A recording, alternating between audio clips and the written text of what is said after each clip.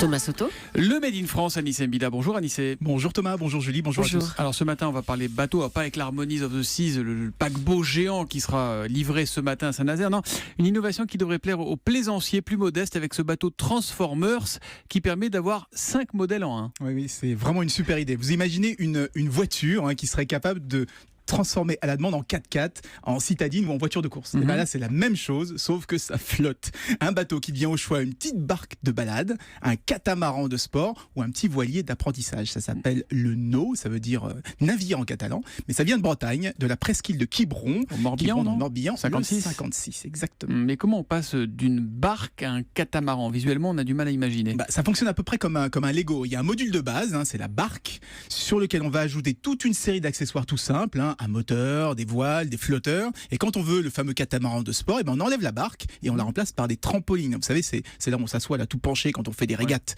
Et bien, le système d'attaché est vraiment très très simple. En tout, ça permet de faire 5 configurations. Il y a l'annexe, il y a l'optimiste jusqu'au catamaran. Et on passe de l'une à l'autre en quelques minutes.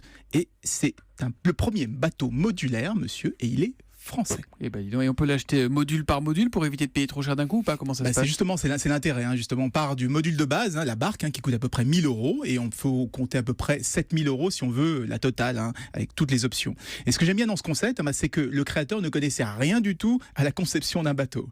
Au départ, c'était juste un dessin sur un petit coin de table sur une nappe de. Il est parti de l'idée, et puis il a contacté un architecte naval pour être sûr que ça va flotter. C'est mieux. Des designers pour la partie Lego modularité, et puis des universitaires pour trouver les bons matériaux pour faire les fameux flotteurs et les fameuses pièces. C'est la preuve qu'on n'a pas toujours besoin d'être un spécialiste pour faire quelque chose de génial. Il suffit d'avoir une bonne idée et surtout d'après de se faire accompagner. Et voilà donc comment est né le NO, le bateau modulaire de la société Almezo du Made in Bretagne, Made in Morbihan ce matin avec Anissé Mbida. À demain matin Anissé. Demain.